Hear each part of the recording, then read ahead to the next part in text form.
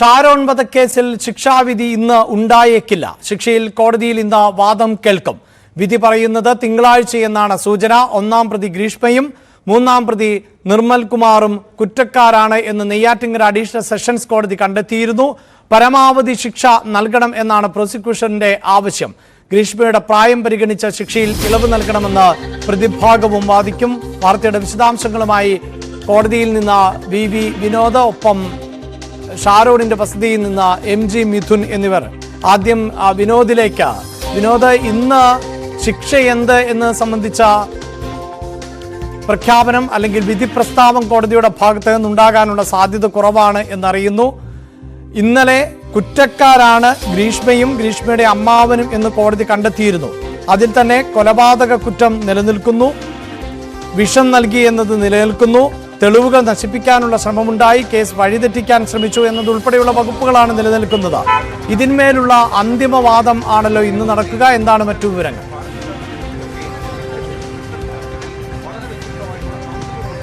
അഭിലാഷ്, ശിക്ഷാവിധി ഇന്ന് ഉണ്ടായേക്കില്ല. സെഷൻസ് കോടതിയാണ് കഴിഞ്ഞ ദിവസം കുറ്റക്കാരാണെന്ന് കണ്ടെത്തിയത്. AM ബഷീർ ജഡ്ജി, അദ്ദേഹമാണ് കഴിഞ്ഞ ദിവസം വിധി പുറപ്പെടുവിച്ചത്. ഇന്ന് ഒരുപക്ഷെ ഇതിൽ അന്തിമവാദമായിരിക്കും കേൾക്കുക. പ്രധാനമായും പ്രതിഭാഗത്തിന്റെ വാദം, അത് ഈ പ്രതിയുടെ പ്രായം കണക്കാക്കണം, മുൻകാല ചരിത്രം പരിശോധിക്കണം, ആ തരത്തിലുള്ള ഇളവുകൾ പ്രതിക്ക് അനുവദിക്കണം എന്ന നിലയിലാണ് സ്വാഭാവികമായും പ്രതിഭാഗം അവരുടെ വാദങ്ങളായി ഉന്നയിക്കുക. പ്രോസിക്യൂഷനാകട്ടെ പരമാവധി ശിക്ഷ എന്ന കാര്യത്തിൽ ഉറച്ചു നിൽക്കുന്നു. ഷാരോണിന്റെ വീട്ടുകാർ കഴിഞ്ഞ ദിവസം പറഞ്ഞത് ആ നിലയ്ക്ക് തന്നെയാണ്. പ്രതി ഒരു തരത്തിലുമുള്ള ഇളവ് അർഹിക്കുന്നില്ല. പരമാവധി ശിക്ഷ, നിയമം അനുശാസിക്കുന്നതിൽ ഏറ്റവും ഉയർന്ന ശിക്ഷ പ്രതിക്ക് നൽകണമെന്ന് പ്രോസിക്യൂഷൻ നിലപാടെടുക്കും. അത്തരത്തിലുള്ളൊരു വാദത്തിലേക്കായിരിക്കും പോവുക. ഒരുപക്ഷെ ഉച്ചതിരിഞ്ഞ് വിധി പറയാനിടയുണ്ട്, അല്ലെങ്കിൽ മറ്റൊരു ദിവസത്തേക്ക് ശിക്ഷാ പ്രഖ്യാപനം മാറ്റിവെക്കും. ഇതിലേറ്റവും നിർണായകമായിട്ടുള്ളത് ഒരു 20 മിനിറ്റ് എന്ന സമയമാണ്.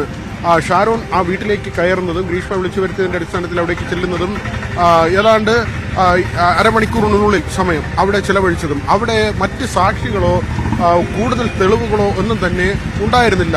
ഷാരോണിനെ അവിടെ കൊണ്ട് ചെന്നാക്കുന്നത് ബന്ധുവായ ഒരു സുഹൃത്താണ്. ഷാരോണിന്റെ തന്നെ പ്രായത്തിലുള്ള ഒരു ചെറുപ്പക്കാരനാണ് അവിടെ ബൈക്കിൽ കൊണ്ടുപോകുന്നത്. ഷാരോൺ വീടിന് പുറത്തേക്ക് ഇറങ്ങുമ്പോൾ പച്ച നിറത്തിൽ ഛർദ്ദിച്ചിരുന്നു എന്ന കാര്യം മൊഴിയായി നൽകിയിട്ടുണ്ട്. അത് ഈ കേസിൽ സുപ്രധാനമായ ഒരു കാര്യമായി. അതോടൊപ്പം തന്നെയാണ് ഈ കളനാശിനിയുടെ സാന്നിധ്യം ആ വീട്ടിലുണ്ടായിരുന്നു. അത് കളയാൻ ശ്രമിച്ചത്, ആ തെളിവ് നശിപ്പിക്കാൻ ശ്രമിച്ചത്, അത് വീട്ടിൽ നിന്ന് എടുത്ത് പുറത്തേക്ക് എറിഞ്ഞുവെന്നാണ്. അത് ഗ്രീഷ്മയുടെ അമ്മ എറിഞ്ഞു, അതിന് തെളിവില്ല, അതുകൊണ്ട് അമ്മ സിന്ധുവിനെ കഴിഞ്ഞ ദിവസം കുറ്റവിമുക്തയാക്കിയിരുന്നു. എന്നാൽ അമ്മാവൻ ആ ടിന്ന്, അതായത് ആ കാലിയായ ടിന്ന് ആ ഭാഗത്തു നിന്ന് എടുത്ത് വീടിന് അകലെയുള്ള ഒരു കുളത്തിന് സമീപത്തെ കുറ്റിക്കാട്ടിൽ കൊണ്ടിട്ടു. അത് ഈ കേസിൽ വളരെ നിർണായകമായി. എന്തിനാണ് അത്തരത്തിൽ പ്രതിയുടെ ഭാഗത്ത് നിന്ന്, മൂന്നാം പ്രതിയുടെ ഭാഗത്ത് നിന്ന് ഒരു നീക്കമുണ്ടായത്?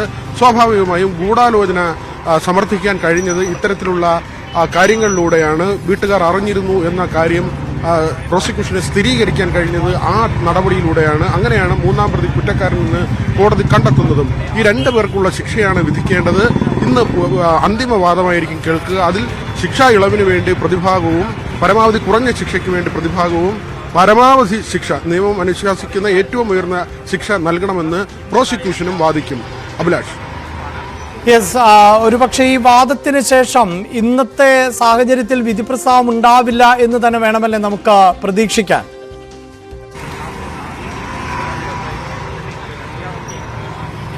തീർച്ചയായും ഇന്ന് ഉണ്ടായേക്കില്ല എന്ന സൂചനയാണ് നമുക്ക് കോടതിയിൽ നിന്ന് ലഭിക്കുന്നത്. ഒരുപക്ഷെ ഇന്ന് അന്തിമവാദമായിരിക്കും നടക്കുക. നമ്മൾ ഈ സൂചിപ്പിച്ചതുപോലെ തന്നെയാണ് ഈ കേസിന്റെ ഒരു നാൾ വഴി, അതിനെക്കുറിച്ചുള്ള വാദപ്രതിവാദങ്ങൾ ഏതാണ്ട് 6 മാസത്തിലധികം നീണ്ട വിചാരണയാണ്. നെയ്യാറ്റിൻകര കോടതിയിലാണ് ഇതിന്റെ വിചാരണ നടപടികൾ നടന്നത്. ജഡ്ജി PM ബഷീറാണ് ഈ വിചാരണ നടപടികൾക്ക് ഉൾപ്പെടെ, അദ്ദേഹമാണ് കോടതി മുറിയിൽ ഉണ്ടായിരുന്നത്, അദ്ദേഹമാണ് വിധി പ്രസ്താവിച്ചത്.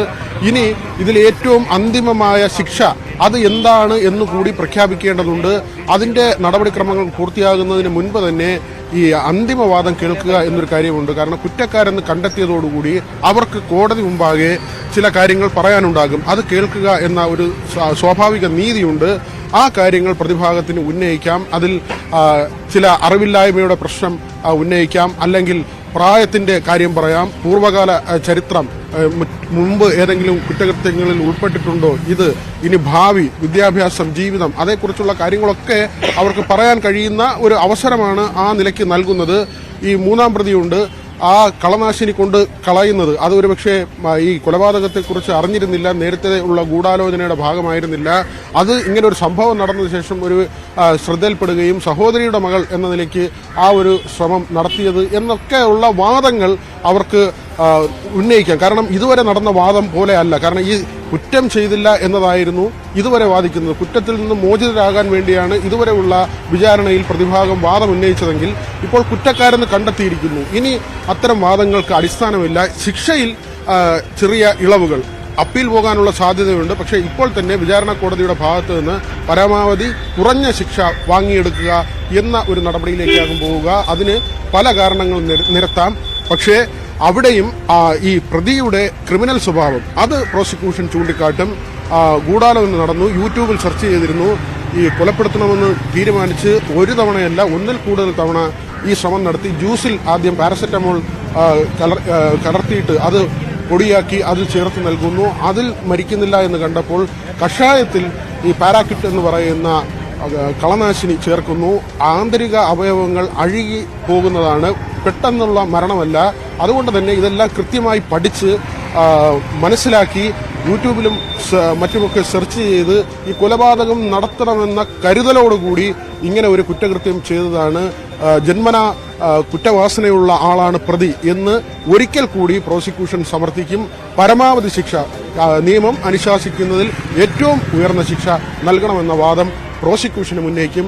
അതിന്റെ അടിസ്ഥാനത്തിലായിരിക്കും വിധി ഉണ്ടാകുക. ഒരുപക്ഷെ ഇന്ന് വിധി പ്രഖ്യാപനം ഉണ്ടായേക്കില്ല, അടുത്ത ദിവസമായിരിക്കും ഇത് സംബന്ധിച്ച് ശിക്ഷ എന്ത് എന്ന കാര്യത്തിൽ. ശരി, ഇപ്പോൾ ഈ വാദം ആരംഭിക്കാൻ പോവുകയാണല്ലോ. കഴിഞ്ഞ ദിവസം നമുക്കറിയാം ഈ ഗ്രീഷ്മയെ അടക്കം കോടതിയിലേക്ക് എത്തിച്ചത് അത് സുരക്ഷാ സംവിധാനങ്ങളൊക്കെ മുൻനിർത്തിക്കൊണ്ട് വളരെ ശ്രദ്ധയോടുകൂടി മാത്രമേ എത്തിക്കാൻ സാധിക്കുകയുള്ളൂ. ചിലപ്പോൾ വലിയ ആൾക്കൂട്ടങ്ങൾ ഉണ്ടാകാം, മാധ്യമങ്ങളുടെ വലിയ നിരയുണ്ട്.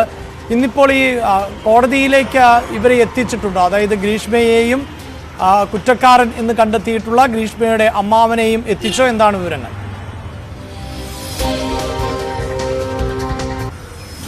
അട്ടക്കുളങ്ങര ജയിലിലാണ് ഒന്നാം പ്രതി ഉള്ളത്. രണ്ടുപേരെയും ഇവിടേക്ക് എത്തിക്കേണ്ടതുണ്ട്. പോലീസിന്റെ വലിയ സാന്നിധ്യമുണ്ട്. രാവിലെ മുതൽ തന്നെ പോലീസിന്റെ സാന്നിധ്യം ഈ റോഡിലുണ്ട്. നെയ്യാറ്റിൻകര കോടതിയിലാണ് കേസിന്റെ വിചാരണ നടന്നത്. വിധി പ്രഖ്യാപനം നടക്കുന്നതും ഇതേ കോടതിയിലാണ്. കഴിഞ്ഞ ദിവസം ഇവരെ കുറ്റക്കാരെന്ന് കണ്ട് വിധിച്ചിരുന്നു. വലിയ ജനക്കൂട്ടം കഴിഞ്ഞ ദിവസം ഇവിടെ ഉണ്ടായിരുന്നു. സാധാരണ ജനങ്ങൾ എന്നതിനപ്പുറത്തേക്ക് കോടതി ജീവനക്കാരും അഭിഭാഷകരും അടക്കം ഇവിടെ തങ്ങിക്കൂടി. കാരണം ഇത്രയും പ്രമാദമായ ഒരു കേസാണ്. ഒരുപക്ഷെ ഈ ഉത്രയെ പാമ്പിനെ കൊണ്ട് കടുപ്പിച്ച് കൊലപ്പെടുത്തിയതൊക്കെ പോലെ കേരളം ഏറ്റവും കൂടുതൽ ചർച്ച ചെയ്ത ഒരു വാർത്തയായി ഇത് മാറിയിരുന്നു. കൂടത്തായി കേസ് പോലെ അങ്ങനെ പ്രമാദമായ ഈ സമീപകാലത്തുണ്ടായ കേസുകളിൽ ഏറ്റവും കൂടുതൽ കേരളം ചർച്ച ചെയ്ത കേസുകളിൽ ഒന്നായി ഇത് മാറിയിരുന്നു. അതുകൊണ്ട് തന്നെയാണ് കൂടുതൽ ആളുകൾ ഈ വിധി പ്രഖ്യാപനവുമായി ബന്ധപ്പെട്ട് ഇവിടെ വന്നത്. മാത്രമല്ല പ്രതി നേരത്തെ ജാമ്യത്തിലിറങ്ങി തമിഴ്നാട്ടിലേക്ക് പോയിരുന്നു. ഒന്നാം പ്രതി ഗ്രീഷ്മ തമിഴ്നാട്ടിലായിരുന്നു സമീപ കാലങ്ങളായി താമസിക്കുന്നത്. നേരത്തെ ഉണ്ടായിരുന്ന വീട് ഉപേക്ഷിച്ചിട്ടാണ് അവർ ചെന്നൈയിലേക്ക് മാറുന്നത്. നേരത്തെ ഈ വിചാരണ തമിഴ്നാട് പോലീസിന്റെ അല്ലെങ്കിൽ അന്വേഷണം തമിഴ്നാട് പോലീസിന്റെ നിയന്ത്രണത്തിലേക്ക് മാറ്റണമെന്നാവശ്യപ്പെട്ട് സുപ്രീം കോടതി വരെ ഇവർ നിയമ പോരാട്ടം നടത്തുകയും ചെയ്തിരുന്നു. എന്നാൽ അന്ന് സുപ്രീം കോടതിയുടെ വിധിയുണ്ടായത് ഇത് കേരളത്തിൽ തന്നെ ഇതിന്റെ അന്വേഷണം നടക്കണം, വിചാരണ കേരളത്തിൽ നടക്കണം. ഇവിടെ നിന്ന് വിളിച്ചു വരുത്തിയാണ് തമിഴ്നാട് പ്രദേശത്തുള്ള അതിർത്തി മേഖലയിലായിരുന്നു ആദ്യം വീട്. അവിടെ ആ ഗ്രീഷ്മയുടെ തമിഴ്നാട് അതിർത്തിയിലുള്ള വീട്ടിലേക്ക് വിളിച്ചു വരുത്തിയതാണ്. കേരളത്തിൽ നിന്നാണ് ആ ചെറുപ്പക്കാരൻ പുറപ്പെട്ടത്. അതുകൊണ്ട് തന്നെ ഇതിന്റെ വിചാരണയും അന്വേഷണവും കേരളത്തിൽ നടക്കണമെന്ന് സുപ്രീം കോടതി വിധിച്ചിരുന്നു. അതിന്റെ അടിസ്ഥാനത്തിലാണ് ഈ കേസിന്റെ അന്വേഷണവും വിചാരണയും എല്ലാം തന്നെ അതിന്റെ നിയമപരമായ നടപടികളെല്ലാം കേരളത്തിൽ നടന്നത്. ഒരുപക്ഷെ തമിഴ്നാട്ടിലേക്ക് ഈ കേസ് കൊണ്ടുപോയിരുന്നെങ്കിൽ ഈ കേസിന്റെ അവസ്ഥ തന്നെ മാറിപ്പോകും എന്ന ഒരു കാര്യം കൂടി ഷാരോണിന്റെ വീട്ടുകാർ പറയുന്നുണ്ട്. അതിനുവേണ്ടിയാണ് പ്രതികൾ ബോധപൂർവം ഈ കേസ് തമിഴ്നാട്ടിലേക്ക് മാറ്റാനൊരു നീക്കം നടത്തിയതെന്ന ആരോപണം കൂടി അവർ ഉന്നയിക്കുന്നുണ്ട്. ഏതായിരുന്നാലും ഈ കേസിനെ സംബന്ധിച്ച് ഏറ്റവും പ്രധാനപ്പെട്ട കാര്യം അമ്മ സിന്ധു ഒഴിവാക്കപ്പെട്ടെങ്കിൽ കൂടി ഗ്രീഷ്മ ഇതിൽ ശിക്ഷിക്കപ്പെടുമോ ഇല്ലയോ എന്നതായിരുന്നു ഏറ്റവും പ്രധാനപ്പെട്ട ചോദ്യം. ഇതിൽ ക്രൈം നടന്നു എന്നത് പ്രഥമദൃഷ്ട്യാ തന്നെ വ്യക്തമാകുന്ന ഒരു കാര്യമാണ്. ഗ്രീഷ്മ ശിക്ഷിക്കപ്പെട്ടു, കുറ്റക്കാരി എന്ന് കണ്ടെത്തി. അതുതന്നെയാണ് പ്രോസിക്യൂഷന്റെ ഏറ്റവും വലിയ വിജയമായി മാറിയതും. അഭിലാഷ്. യെസ്, ഒപ്പം വിനോദിനോടൊപ്പം തന്നെ MG മിഥുനും ചേരുന്നുണ്ട്. മിഥുൻ, ഷാരോണിന്റെ കുടുംബവും ഇതുമായി ബന്ധപ്പെട്ട വാദത്തിന്റെ ഭാഗമായി കോടതിയിലേക്ക് പുറപ്പെട്ടിട്ടുണ്ടോ? എന്താണ് മറ്റു വിവരങ്ങൾ?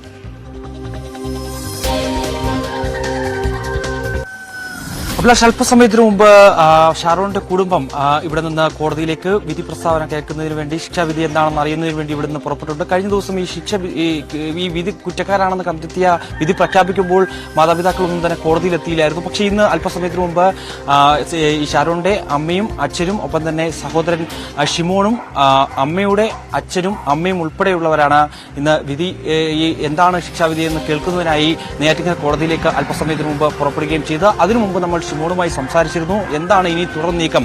സ്വാഭാവികമായും നമുക്കറിയാം, ഇത്തരത്തിൽ സിന്ധുകുമാരിയെ വെറുതെ വിട്ടതുമായി ബന്ധപ്പെട്ട് അതിൽ മേൽക്കോടതി അടക്കം സമീപിക്കുമെന്ന് കഴിഞ്ഞ ദിവസം ഷാരോണിന്റെ അച്ഛൻ വ്യക്തമാക്കിയിരുന്നു. അതിലൊരു കൃത്യമായ വ്യക്തത ഇപ്പോൾ ഷിമോൺ തന്നെ വരുത്തുകയാണ്. അതായത് തങ്ങളുടെ ലക്ഷ്യം കുറ്റക്കാരിയായിട്ടുള്ള ഗ്രീഷ്മയ്ക്ക് പരമാവധി ശിക്ഷ വാങ്ങിച്ചു കൊടുക്കുക എന്നുള്ളത് തന്നെയായിരുന്നു. അത് കുറ്റക്കാരിയാണ് എന്ന് കഴിഞ്ഞ ദിവസം തന്നെ കോടതി കണ്ടെത്തിയിരിക്കുന്നു. അതിൽ ഞങ്ങൾ തൃപ്തരാണ്. ഒപ്പം തന്നെ സിന്ധുകുമാരിയെ വെറുതെ വിട്ട നടപടിയെ ചോദ്യം ചെയ്തുകൊണ്ട് മേൽക്കോടതിയെ സമീപിക്കുന്ന സാഹചര്യം നിലവിലില്ല. അങ്ങനെയുള്ള ഒരു നടപടിയിലേക്ക് ഞങ്ങൾ പോകുന്നില്ല എന്നുള്ളതാണ് അവർ പറഞ്ഞു വെക്കുകയും ചെയ്യുന്നത്. ഒപ്പം തന്നെ മൂന്നാം പ്രതിയായിട്ടുള്ള ഈ ഗ്രീഷ്മയുടെ അമ്മാവനെതിരെ കണ്ടെത്തിയ കുറ്റം, അതിലടക്കം കൃത്യമായ രീതിയിൽ ഒരു പരമാവധി ശിക്ഷ തന്നെ, നിയമം അനുശാസിക്കുന്ന പരമാവധി ശിക്ഷ തന്നെ ലഭ്യമാകുമെന്നാണ് തങ്ങൾ കരുതുന്നത് എന്നും കൂടി, അത്തരത്തിലുള്ള ആത്മവിശ്വാസം കൂടി കുടുംബം പങ്കുവെക്കുകയും ചെയ്യുന്നുണ്ട്. ഏതായാലും മേൽക്കോടതി അടക്കം സമീപിക്കുന്ന നടപടികളിലേക്ക് ഇപ്പോൾ കടക്കുന്നില്ല എന്നുള്ളത് തന്നെയാണ് കുടുംബം പറഞ്ഞു വെക്കുന്നത്. മറ്റൊരു പ്രധാനപ്പെട്ട കാര്യം അവർ പറഞ്ഞതിൽ ഗ്രീഷ്മയാണ് ഇതിൽ കുറ്റം ചെയ്ത് അത് തങ്ങൾ ആദ്യം മുതൽ തന്നെ മുന്നോട്ട് വെച്ചിരുന്നു. അത് തെളിയുമോ, അല്ലെങ്കിൽ കോടതി അതിൽ എന്ത് നിലപാട് സ്വീകരിക്കും? കാരണം ശാസ്ത്രീയ തെളിവുകൾ മാത്രമായിരുന്നു ഉണ്ടായിരുന്നത്. മറ്റൊന്ന്, ഈ സുഹൃത്തിന്റെ മൊഴി ഒരു നിർണായകമായിട്ടുള്ള അന്നത്തെ ആ വീട്ടിൽ വന്നിരുന്നു. അതിനുശേഷം തിരികെ ഇറങ്ങിയ സമയത്ത് പച്ച നിറത്തിൽ ഈ ഷാരോൺ ഛർദ്ദിച്ചിരുന്നു എന്നടക്കമുള്ള ആ ഒരു നിർണായക മൊഴി, അതടക്കം മാത്രമേ ഉണ്ടായിരുന്നുള്ളൂ ഈ വിചാരണ വേളയിലടക്കം ഈ പ്രോസിക്യൂഷന് ചൂണ്ടിക്കാണിക്കാൻ ഉണ്ടായിരുന്നത്. അതിൽ ഏതെങ്കിലും തരത്തിലൊരു തിരിച്ചടി ഉണ്ടാകുമെന്നുള്ള ആശങ്ക ഉണ്ടായിരുന്നു. പക്ഷേ കോടതി അത് കൃത്യമായി തന്നെ അത് മുകളിലേക്കെടുക്കുകയും ഗ്രീഷ്മ കുറ്റക്കാരിയാണെന്ന് ഇന്ന് കണ്ടെത്തുകയും ചെയ്തതോടുകൂടി തങ്ങൾ ഈ ഒരു വിധി തൃപ്തരാണ് എന്നുകൂടി കുടുംബം പറഞ്ഞു വെക്കുന്നുണ്ട്. എന്തായാലും വിധി കേൾക്കാനായി അവർ പുറപ്പെട്ടു കഴിഞ്ഞിരിക്കുന്നു. എന്താകും വിധി എന്നുള്ള ആകാംക്ഷയിലാണുള്ളത്. ഒപ്പം തന്നെ ഇന്ന് ശിക്ഷാവിധി ഉണ്ടാകില്ല എന്ന വിവരങ്ങളൊക്കെ ഈ ഒരു ഘട്ടത്തിൽ പുറത്തു വരുമ്പോൾ പോലും തന്നെ അതിനോട് അടക്കം പ്രതികരിച്ചിട്ടില്ല. എന്തായാലും കോടതിയിലേക്ക് പോവുകയാണ് എന്നാണ് കുടുംബം വ്യക്തമാക്കുന്നത്. തീർച്ചയായും അങ്ങനെ കുടുംബത്തിലേക്ക് പുറപ്പെടുന്നതിന് മുമ്പ് തന്നെ ഷാരോണിന്റെ കുടുംബാംഗങ്ങളുടെ പ്രതികരണം നമുക്ക് ലഭിച്ചിരുന്നു. ആ പ്രതികരണം അനുസരിച്ച് സിന്ധുകുമാരിയെ വെറുതെ വിട്ടതിനെതിരെ മേൽക്കോടതിയെ സമീപിക്കില്ല എന്നും നിലവിലെ കോടതി വിധിയിൽ തൃപ്തരാണ് എന്നുമാണ് ഷാരോണിന്റെ സഹോദരൻ ഷിമോൺ ന്യൂസ് 18നോട് പറഞ്ഞത്. പാറശാല ഷാരോൺ രാജ് വധക്കേസിൽ ഇന്ന് ശിക്ഷാവിധി വരാനിരിക്കുകയാണ്. ഇപ്പോൾ നമ്മോടൊപ്പം ഷാരോൺ രാജിന്റെ സഹോദരൻ ചേരുകയാണ്. ഇന്നിപ്പോൾ ശിക്ഷ വിധിക്കാൻ പോവുകയാണ്. ഇന്നലെ കുറ്റക്കാരിയാണെന്ന് കണ്ടെത്തിയിരുന്നു. എങ്ങനെയാണ് ഒരു പ്രതീക്ഷ? ഞങ്ങൾക്ക് അതായത് നിയമം വഴി കിട്ടാവുന്ന പരമാവധി ശിക്ഷ കിട്ടണമെന്നാണ് ഞങ്ങളുടെ പ്രതീക്ഷ. ഞങ്ങൾക്ക് ബഹുമാനപ്പെട്ട കോടതിയിൽ വിശ്വാസമുണ്ട്. അപ്പോൾ ആ ഒരു വിശ്വാസത്തിലാണ് ഞങ്ങൾ പോകുന്നത്. പരമാവധി ശിക്ഷ, അതായത് മാക്സിമം കിട്ടാവുന്ന പരമാവധി ശിക്ഷ കിട്ടുമെന്നാണ് ഞങ്ങളുടെ പ്രതീക്ഷ. 3 വകുപ്പുകളാണ് തെളിഞ്ഞിട്ടുള്ളത്. അതാണ് കഴിഞ്ഞ 4 വകുപ്പുകളാണ് ഇന്നലെ വിധി വന്നപ്പോൾ ഗ്രീഷ്മയുടെ പേരിലുള്ളപ്പോൾ ഞങ്ങൾ പ്രതീക്ഷ പോലെ തന്നെയായിരുന്നു വിധി. അപ്പോൾ അതിൽ ഞങ്ങൾ തൃപ്തരാണ്. അപ്പോൾ തുടർന്നും ശിക്ഷയുടെ കാര്യത്തിലും അത് തന്നെ ഉണ്ടാവും. ബഹുമാനപ്പെട്ട കോടതി അത് തന്നെ പ്രവർത്തിക്കുമെന്ന് തന്നെയാണ് ഞങ്ങളുടെ വിശ്വാസം. ഈ അമ്മ സിന്ധുകുമാരിയെ വെറുതെ വിട്ടൊരു നടപടിയുണ്ട്. അപ്പോൾ അതിൽ കഴിഞ്ഞ ദിവസം താങ്കളുടെ ഉൾപ്പെടെയുള്ളവർ പറയുന്നുണ്ടായിരുന്നു, അതായത് മേൽക്കോടതിയെ സമീപിക്കാനുള്ള ഒരു തീരുമാനമുണ്ട് എന്ന്. പക്ഷെ അങ്ങനെ തന്നെയാണോ? ഇല്ല, ഞാൻ അങ്ങനെ പറഞ്ഞിട്ടില്ല. ഇത് പപ്പയാണെന്ന് തോന്നുന്നു. അത് അപ്പോഴത്തുള്ളൊരു വിഷമത്തിന്റെ പുറത്ത് പറഞ്ഞത്. ഞങ്ങൾ അങ്ങനെയൊന്നും പോകുന്നില്ല. കാരണം ഞങ്ങളുടെ ആവശ്യം എന്ന് പറഞ്ഞു കഴിഞ്ഞാൽ ഗ്രീഷ്മേനെ അകത്താക്കുക എന്നുള്ളതായിരുന്നു തുടക്കം മുതലുള്ള ആവശ്യം. പിന്നെ അതിന് കൂട്ടുനിന്നവര് തീർച്ചയായിട്ടും വരണം. ഇപ്പൊ തെളിവുകളുടെ അടിസ്ഥാനത്തിലാണല്ലോ കോടതി വിധി വന്നിട്ടുള്ളത്. അപ്പോൾ അതിന്റെ അടിസ്ഥാനത്തിൽ വന്ന വിധിയിൽ ഞങ്ങൾ തൃപ്തരാണ്. ഇപ്പോൾ ഗ്രീഷ്മയ്ക്ക് 4 സെക്ഷൻസ് വന്നിട്ടുണ്ട്. അതുപോലെ അമ്മാവന് 1 സെക്ഷനാണ് വന്നിട്ടുള്ളത്.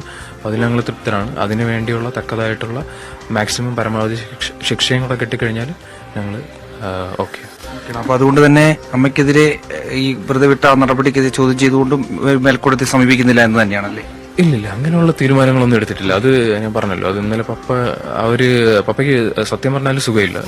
സ്ട്രോക്ക് വന്നിട്ട് അങ്ങനെ കുറച്ച് ഇറലവന്റ് ആയിട്ടുള്ള ടോക്സ് ഒക്കെ ഉണ്ട്. അപ്പോൾ ആ ഒരു ഇതിന് മേലെ വന്നതാണ്. വൈകാരികമായിട്ടുള്ള തീർച്ചയായിട്ടും അങ്ങനെ വന്നത്. അപ്പോൾ ഞാനും അങ്കിളൊക്കെ ഇന്നലെ സംസാരിച്ചിട്ടുണ്ട്. അപ്പോൾ ഞങ്ങൾ തുടക്കം മുതൽ പറഞ്ഞത് ഞങ്ങളിതിൽ തൃപ്തരാണ്. കാരണം ഞങ്ങളുടെ ആവശ്യം ഗ്രീഷ്മേനെ കൊടുക്കുക, ഇതിൽ കൂട്ടുനിന്നവരെ കൊടുക്കുക. അപ്പോൾ തെളിവുകളുടെ അടിസ്ഥാനത്തിൽ എടുത്തൊരു കോടതിയുടെ വിധിയെ ഞങ്ങൾ പൂർണ്ണമായിട്ട് അംഗീകരിക്കുകയാണ്. തീർച്ചയായും എന്തായാലും പൂർണ്ണ സംതൃപ്തരാണ്. ഇന്നിനി എന്താണ് ശിക്ഷാവിധി എന്നുള്ള കാത്തിരിപ്പ് തന്നെയാണ്. അമ്മയെ വെറുതെ വിട്ട് നടപടിയിൽ മേൽക്കോടതി അടക്കം സമീപിക്കുന്ന കാര്യത്തിൽ ഒരു മുന്നോട്ട് തീരുമാനമില്ല. ഗ്രീഷ്മയ്ക്ക് കൃത്യമായ ശിക്ഷ വാങ്ങിച്ചു കൊടുക്കുക എന്നുള്ള ലക്ഷ്യമായിരുന്നു. അത് കോടതി വിധിയിൽ ആ ശിക്ഷ പരമാവധി ശിക്ഷ തന്നെ ലഭിക്കുമെന്നുള്ള ഒരു പ്രതീക്ഷ തന്നെയാണ് ഷാരോൺ രാജിന്റെ സഹോദരൻ വ്യക്തമാക്കുന്നത്. ക്യാമറമാൻ സന്തോഷ് കുമാറിനൊപ്പം MC മിഥുൻ, ന്യൂസ് 18 തിരുവനന്തപുരം. കോടതിയിലേക്ക് പുറപ്പെടും മുമ്പ് ഷാരോണിന്റെ കുടുംബം ഇത്തരത്തിലൊരു പ്രതികരണം ആണ് നടത്തിയത്. എന്തായാലും അല്പസമയത്തിനകം തന്നെ ഇതുമായി ബന്ധപ്പെട്ട്, അതായത് ഷാരോൺ വധക്കേസിൽ 1-ാം പ്രതിയായിട്ടുള്ള ഗ്രീഷ്മ, 3-ാം പ്രതിയായിട്ടുള്ള ഗ്രീഷ്മയുടെ അമ്മാവൻ എന്നിവർ കുറ്റക്കാരാണ് എന്ന് കണ്ടെത്തിയിട്ടുണ്ട്. ഇതിന്മേലുള്ള വാദം ആരംഭിക്കും.